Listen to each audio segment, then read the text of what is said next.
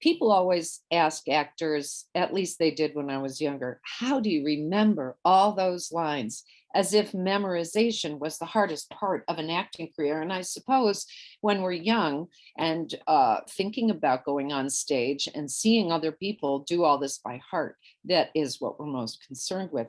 But I have here the reason I could remember all those lines. I memorized pretty much this whole book. It's a question and answer guide to the universe for Catholic children. And I was in Catholic school from approximately 1955 through 1966.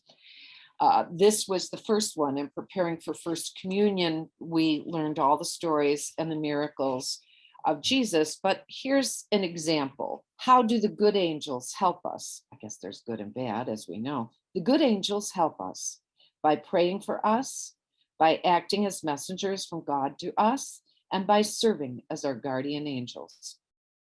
There were often three parts to every answer, and we learned how to answer a question properly by restating the question before we answered it, which is always a good thing to do. But the first question in the catechism is the one everybody wants to know who's alive. Who made us? God made us. Who is God? God is the supreme being who made all things. I loved these answers. They were so definite, and yet they really don't give you much of an answer. A supreme being, a supreme being.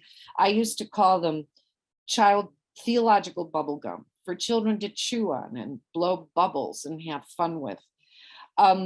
People often worried about seeing children in other countries chanting the Koran, for instance, and all together think this is such indoctrination. It's going to be very troubling.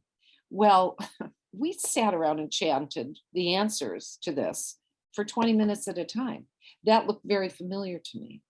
I am not concerned that much by children learning question and answers about God, because I do think that their child brains absorb them and then think about them and they become little theologians. And I don't think it's a bad thing for people to think about God while they're alive. I think the bad thing is for people to think they have become God while they're alive, or that they should follow another human being who says he or she has a direct line to God, and whatever they're saying goes, and everybody else should be humble, ashamed, and submissive and do what they say. That's trouble. But anyway, that's how I learned all those lines, because I was used to memorization from the Baltimore Catechism. But by far, the most radical legacy of the Baltimore Catechism to me was that it, more than dancing school, children's productions, natural vanity, maternal encouragement, movie magazines, or sheer adventurousness, was responsible for my acting career. The stage, when I found it, was a blessed relief. It was a haven, a place where I could fake life without incurring consequences. Emotion was real on stage, passion was real, but taking action caused nothing more real to happen than the delightful effect of applause. In other words, the Baltimore Catechism made an acting career seem spiritually safe. I had a lot to learn about show business.